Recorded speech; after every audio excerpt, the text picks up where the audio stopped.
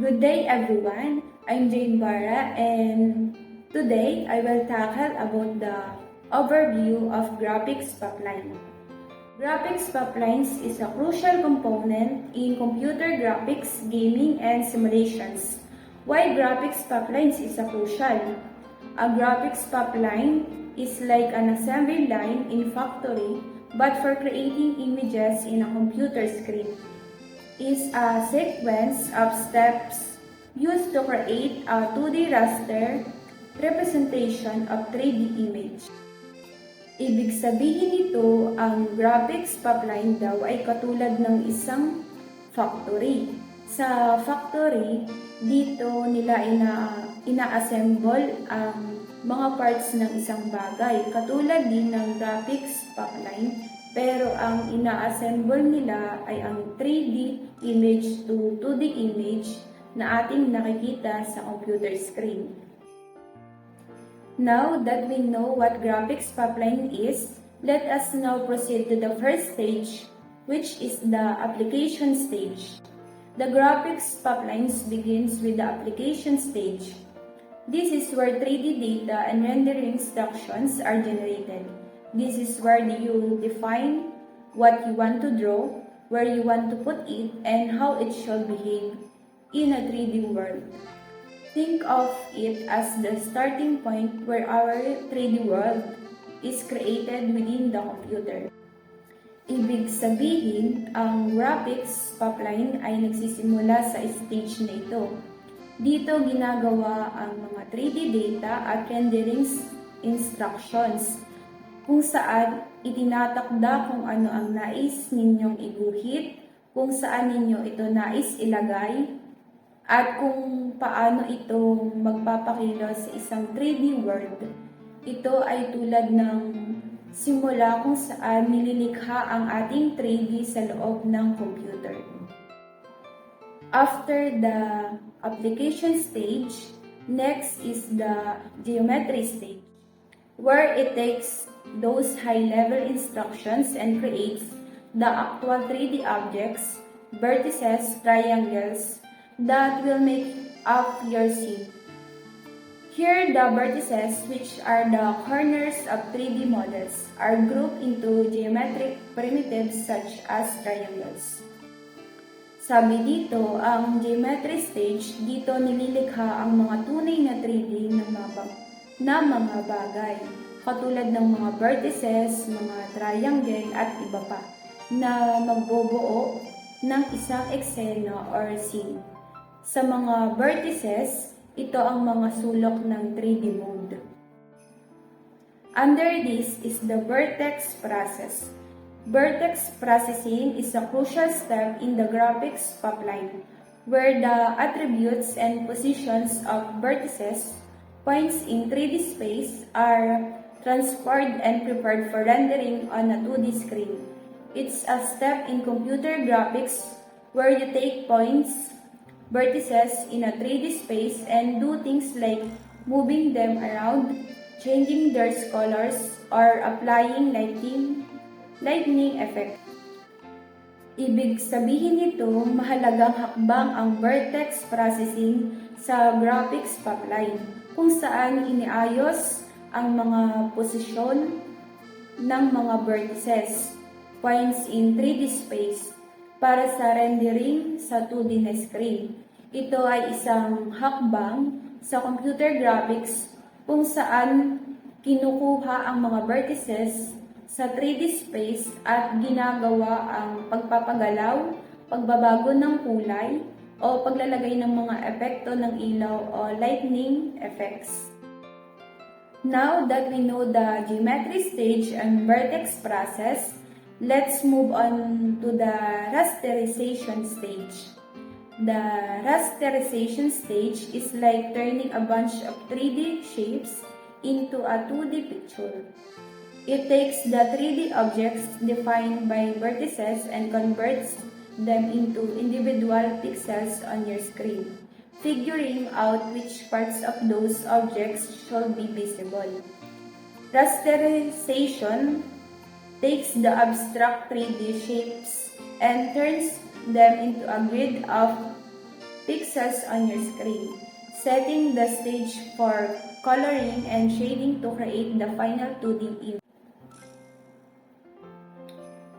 Ibig sabihin nito, ang bahaging rasterization ay pagsasalin ng mga 3D na nahugis sa isang 2D na larawan.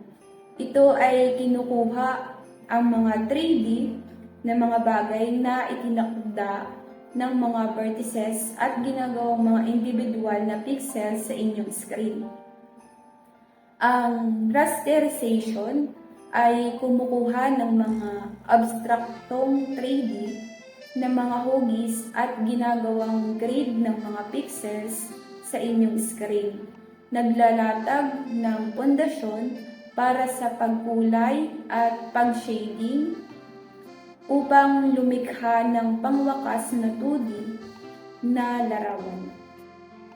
Now that we have a 3D shapes that turns into a grid pixels, let's now proceed to fragment stage. Fragment stage. This stage is where you give life to the image, where you will use the fragment stage as the artist's brush, determining the color and appearance of individual dots, fragments on your screen. In computer graphics, it's where each pixel's final color, shading, and other attributes are calculated based on lighting, textures, and other factors.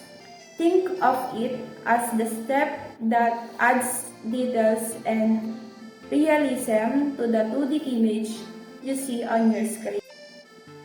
Sa fragment stage, binibigyang buhay ang larawan kung saan gagamitin ang fragment bilang pinta ng isang artist na nagsusustento ng kulay at anyo ng individual na mga puntos o fragments sa inyong screen. Sa computer graphics, ito ang bahagi kung saan kinocompute ang pangwakas na kulay, shading, at iba pang mga attributes ng bawat pixel batay sa ilaw, mga texture, at iba pang mga kailangan. Ito ay maaring ituring na hakbang na nag-aambag ng mga detalye at kasiningan sa 2D na larawan na makikita ninyo sa inyong screen. Now that we know how the fragment process, let's proceed to raster operations. Raster operations are like painting with individual dots on a computer screen. They're basic operations that allow you to control the color and appearance of each dot or pixel when drawing graphics. Ibig sabihin, ang raster operations o ROP ay pagpipinta gamit ang mga individual na puntos sa screen ng computer. Ito ang mga pangunahing operasyon na nagpapahintulot sa inyo na kontrolin ang kulay at anyo ng bawat pixel. Kapag ginuguhit ang mga graphics, kasama dito ang mga gawain tulad ng pagbabago ng kulay ng isang pixel, pagkopya ng isang pixel sa isang lugar, o pagpapagsama ng mga kulay ng pixel para sa iba't ibang mga visual effects. Ang mga ROP ay mahalaga sa paglikha ng mga larawan at mga hugis sa screen ng computer. Now that we have an idea to the first stages of graphics pipeline, last stage is the output on the screen. Output on the screen is the final stage of the graphics pipeline. After undergoing all the preceding processes, the processed pixels are sent to the screen. This is where the 2D image is generated based on the 3D scene that was originally defined by vertices. This image is then displayed on your screen, resulting in the visual experience you see in video games, simulations, and other 3D applications. Ang huling yugto o bahagi ng graphic pipeline ay output on the screen. Pagkatapos ng lahat ng mga nakaraang proseso o stages, ang mga prosesadong pixels ay ipinapadala sa screen. Ito ang pagkakabuo ng 2D na larawan batay sa orihinal na itinakda ng mga vertices sa 3D scene. Ang larawang ito ay saka ipinapakita sa inyong screen, nagre-resulta sa mga visual na karanasan na nakikita ninyo sa video games, simulations, at 3D applications. In conclusion, the graphics pipeline is a crucial component of modern computer graphics, responsible for transforming 3D scenes into 2D images in real time. Its structured and systematic approach allows for efficient rendering of complex 3D environments. Bilang conclusion, ang graphics pipeline ay isang mahalagang bahagi ng modernong computer graphics, responsable sa pag-transform ng mga 3D scenes sa 2D na mga larawan. This is the overview of graphics pipeline. Thank you for listening. The next topic will discuss furthermore about the vertex process and transformation, and also the rasterization and fragment process. Good day everyone, I am Kyle Cedric Villapando, and today, in this video, I will discuss you the vertex processing and transformation stage of graphics pipeline, a vital step in creating 3D graphics. In my report, I will explain the vertex transformation like positioning, scaling, rotation, perspective projection, view projection, and clipping.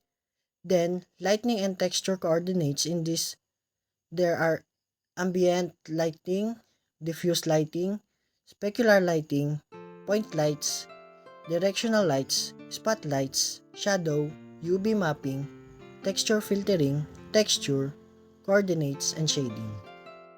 First, what is vertex transformation? It is the transformation of 3D vertices into 2D screen coordinates. This transformation involves complex mathematical operations using transformation matrices, allowing us to position objects in the 3D space accurately. It is a fundamental concept in computer graphics, particularly in the context of 3D rendering. It refers to the process of manipulating the coordinates of 3D objects within a virtual 3D space to achieve various effects like positioning, scaling, rotation, and perspective. Positioning. Initially, vertices are defined in logical coordinate system relative to the object that belong to. Vertex transformation involves translating these vertices to their correct positions within the global or world coordinate system. This step ensures that objects appear in the right location within the 3D scene. Scaling. Scaling involves resizing the object by uniformly or non-uniformly multiplying the coordinates of its vertices. This transformation is useful for changing an object size without altering its shape. Rotation. Rotating an object involves changing the orientation of its vertices around a specified point or axis. This transformation is crucial for creating dynamic and visually appealing animations or for orienting objects correctly within the 3D world. Perspective projection. In many 3D applications, objects closer to the viewer should appear larger than objects farther away to create a sense of depth. Perspective projection is a transformation that adjusts the vertices positions to simulate this effect. It makes objects appear smaller as they move away from the camera, giving a more realistic 3D perspective. View projection. When rendering a 3D scene, you typically have virtual camera or viewpoint. View projection transforms the vertices from world coordinates into camera views. effectively simulating how the scene would appear from the viewpoint. This transformation is critical for rendering the scene correctly from the camera perspective. Clipping. Clipping removes any vertices that falls outside the view frustum, which is the region that the camera can see. This step ensures that only the visible parts of the objects are rendered. In summary, vertex transformation is the process of manipulating the position size, orientation, and realistic and visual appealing 3D graphics. It is a crucial step in the graphics pipeline that, when combined with other stages like shading and restoration, results in the immersive 3D experiences we enjoy in video games, simulation, and computer-generated imagery. And now, what is lighting and texture coordinates? Lighting and texture coordinates are essential aspects of computer graphics used to enhance the realism and visual quality of 3D rendered objects. Let's explore each concept. Lighting. Lighting in computer graphics simulates how light interacts with the object in 3D scene. It plays a significant role in determining the object's appearance, such as its color, shading, and shadow. There are several components of lighting. Ambient lighting. This represents the general illumination in a scene. Even in the absence of direct light sources, it provides a base level of illumination to prevent objects from appearing completely dark. Diffuse lighting. Diffuse lighting simulates how the light scatters when it is hit a surface. It depends on angle between the incoming light and the surface. Normal, a vector perpendicular to the surface. Object facing the light source directly receive more light, while those facing away is receiving less. Specular lighting. Specular lighting simulates the reflection of light on shiny or glossy surfaces. It creates highlight on surfaces, making them appear reflective and giving object a polished look. Point lights, directional lights, and spotlights. Different types of light sources can be used in 3D scene. Point lights emit light in all directions from a single point. Directional lights simulate parallel lights like sunlight, and spotlights emit light in a specific direction with a defined cone angle. Shadows. Shadows are crucial for realism. They are created by object blocking light from reaching other objects.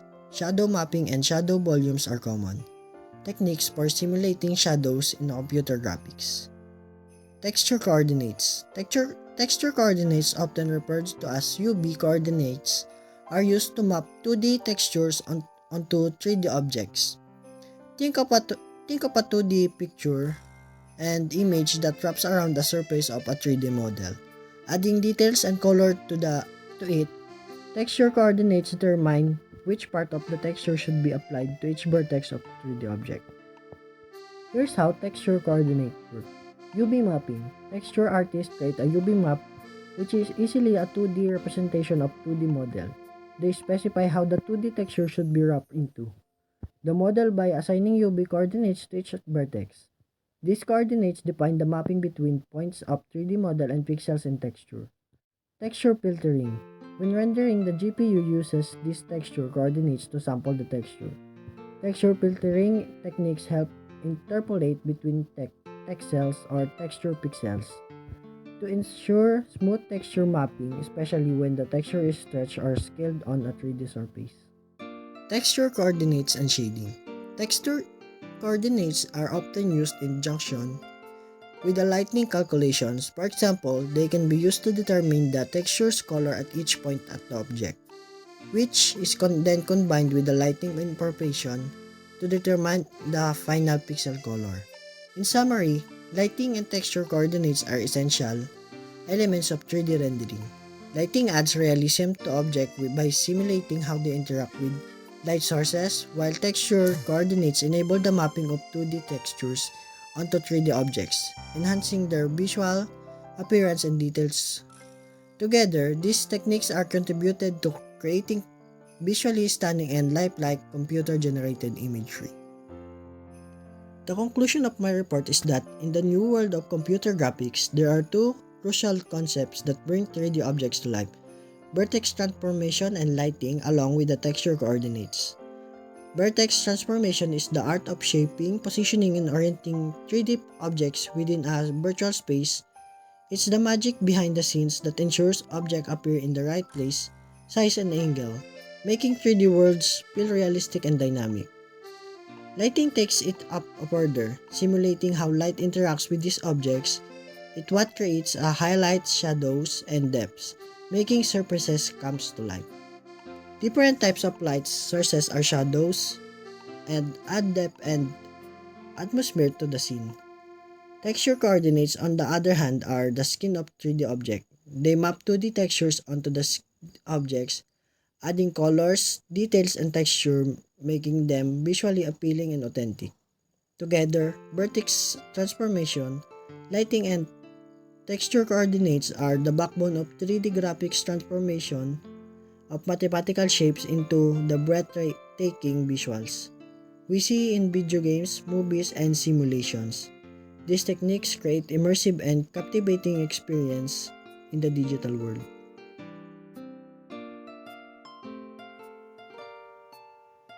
Good day everyone, my name is Hubert B. Hernandez Jr. and for today's video, I will tackle my topic. My topic is all about rasterization and fragment process. So first of all, let's come up with the first question, what is rasterization?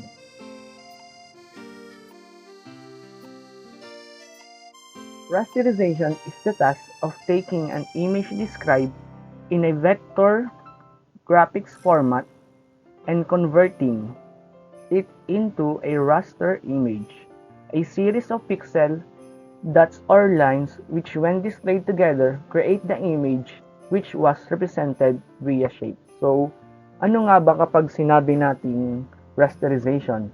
Ang rasterization, ito po ay ang pag-convert ng isang vector graphics format into a raster image.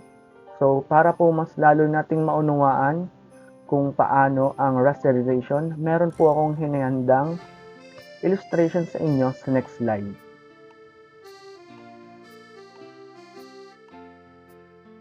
Ngayong nandito na po tayo sa ikalawang slide ay dito naman po natin ipapaliwanag ng malinaw kung ano ang rasterization ng pag-convert ng vector graphics into raster graphics. So, first of all, ano nga po pag sinabi nating vector graphics? Vector graphics are created using a set of geometric primitives such as point, line, curves, and shape. So, ang vector graphics daw po pala are made out of shape, line, curves, and point. So, kung makikita nyo po dito sa ating kaliwang part ng image, ito po ay gawa sa isang shape ng bilog. Ito pong dalawa. So, ano nga po naman ang raster image? Ang raster image is a graphics made out of pixels and became blurry when enlarged. So, kung mapapansin nyo, ang raster image daw po pula ay gawa sa isang pixels. So, ano po ba pag sinabi natin mga pixels? Kung makikita nyo po dito, ang edges po nila ay nalabo.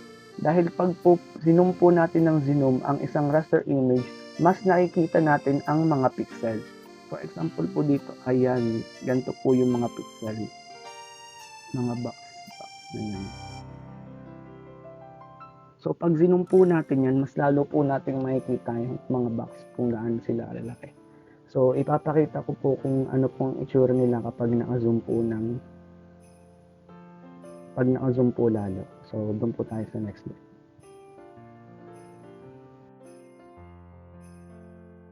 Kung mapapansin nyo, pag ini-enlarge natin ang isang image, mas nakikita natin yung mga pixel. For example, ay itong mga pixel na to. Mas lalo natin siyang nakikita kapag natin siyang zoom. So, yun ang pixel. So, ito namang picture na to, ito ang tinatawag na 2D representation made out of individual pixels. So, ngayong mas alam na natin ang ibig sabihin ng rasterization, dadako na tayo sa kung ano ba ang purpose ng rasterization.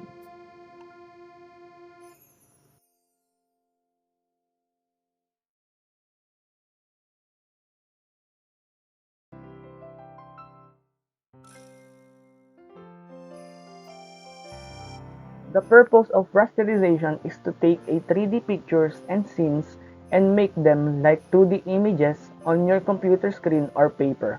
It's like turning a 3D world into a flat picture you can see and interact with. So, sinasabi dito na ang isang 3D picture daw pala ay ginagawang 2D images para mapakita o maipalabas sa ating computer screen. So, halimbawa na lang dito ang nakikita nating puno. So, paano natin siya mapupunta sa ating screen? So, dito napapasok ang rasterization kung saan ginagawa ang isang 3D papunta sa 2D images. So, ngayon alam na natin ang importance ng rasterization. Dadako na tayo ngayon sa how does rasterization work.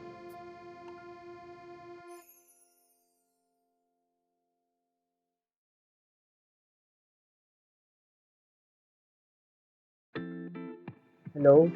Ngayong nandito na tayo sa kabilang slide ay dito ko naman ipapakita sa inyo kung paano nga ba ang ginagawa ang rasterization. So, kung makikita nyo sa kanang part ng ating slide, nandito ang ating example image kung saan ito ay isang polygon. So, paano nga ba natin siya i-rasterize? So, first of all, hahanapin natin ang kanyang vertex point. So, ito ang kanyang vertex point ng isang polygon. Isa, dalawa, tatlo. Ganon din ang igagawin natin sa screen space dito sa kaliwang part. So, i-determine lang natin, di ba? Yung bawa ay ito. Isa, dalawa,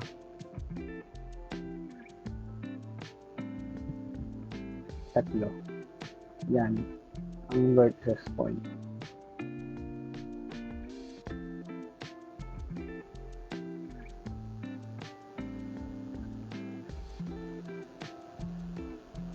So, ngayong na-project na natin ang ating example image into the screen space, ang sunod natin gagawin ay i-optimize natin o optimization. So, bakit nga ba natin ino-optimize? So, ino-optimize natin ang isang image para hindi na natin i-determine ang lahat ng box na nandito sa ating screen space. Itong mga box na to, para hindi na natin siya i-determine o hanapin.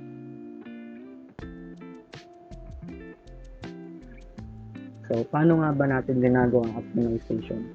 So, ang optimization ay hahanapin natin ang maximum and minimum ng ating XY coordinate. So, for example ay ito ang ating minimum X at ito ang ating maximum X.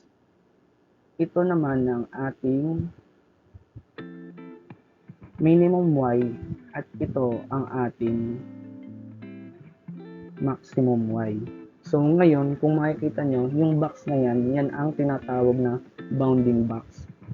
Kung tayo ay mag-rasterize, hindi na natin kailangan sakupin kung nasa labas kasi meron na nga tayong bounding box. So, ito na lang mga nasa loob ang ating i-determine.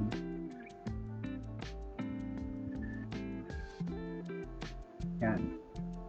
So, ngayong na-determine na natin o meron na tayong bounding box, dadako na tayo sa ating pag-rasterize. So, paano nga ba natin ma-rasterize ang isang image? So, meron tayong tinatawag na center pixel. So, kapag nasakop ng center pixel ang ating triangle, ba nito? Ito. Center pixel, yan mga center pixel.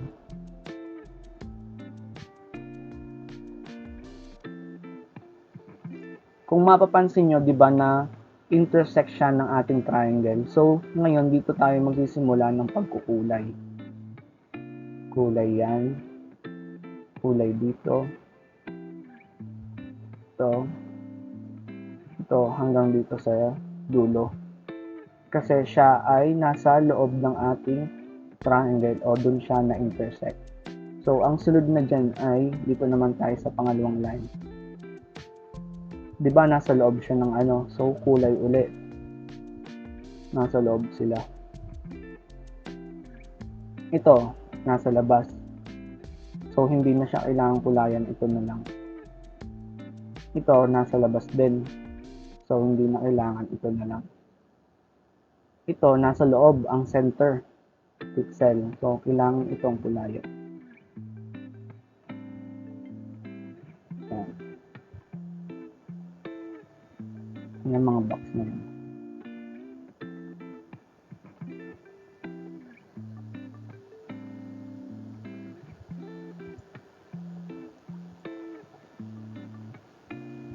Ito, di ba, nasa loob. Kailangan din yan. Yan ang tinatawag na ating bounding box.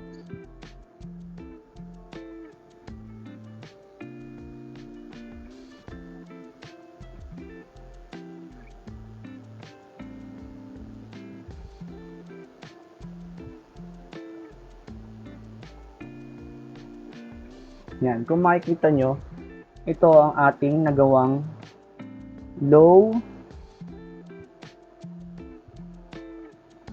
graphics ng ating pixel.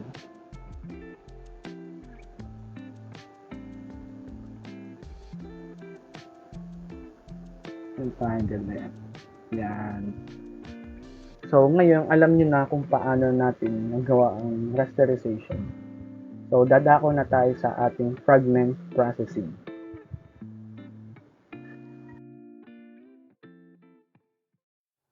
So, now, pinapakita dito kung ano ang meaning ng fragment process. Fragment process is a processing is a crucial stage in the world of computer graphics. It's the step where individual pixels known as fragments are given their final color, appearance, and other attributes. So, dito sa process na to, pinapakita kung paano natin ipa-finalize ang ating naging rasterized image. Dito napapasok ang mga coloring, texture, at iba pa.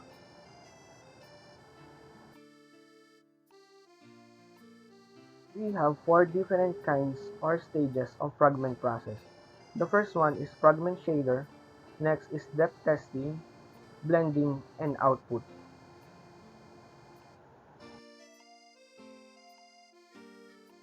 So now let's tackle the fragment shader.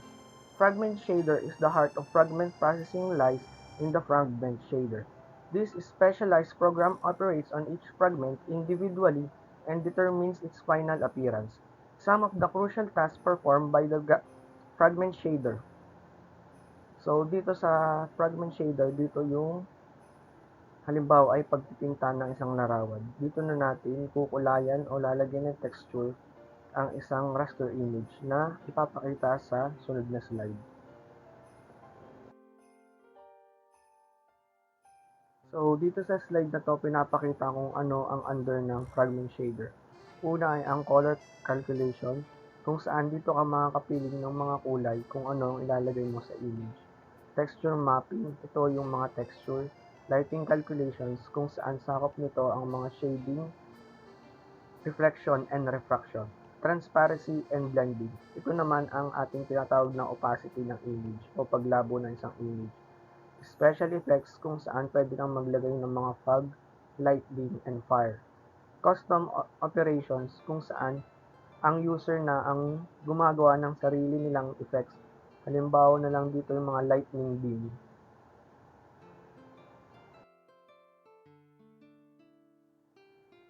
So now, nandito tayo sa sunod na stage ng fragment process kung saan ito ay tinatawag na depth testing. Depth testing ensures that fragments closer to the viewer are rendered on top of those behind them, preserving the same spatial relationship. So, ito daw pala ay isinasaayos ang mga layer ng bawat image upang maipakita sa display screen ang tamang lalim ng isang image.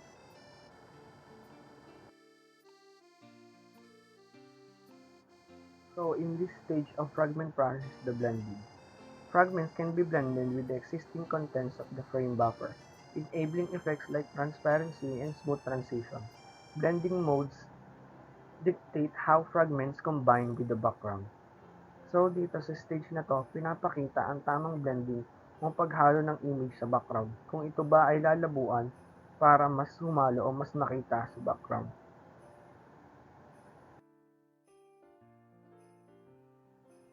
Our last stage is the output. The process fragments are finally combined to create a 2D image that represents the visual result of the entire rendering process. This image is what we see on our screen. So dito sa output, ito na ang pinaka-final stage ng fragment process, kung saan lahat ng ginawa nating rendering ng image ay pwede nang maipakita sa ating display screen. This is the end of our report about graphic pipeline. We hope that you learned a lot about how can a 3D image can be transferred into a 2D image. Thank you for watching.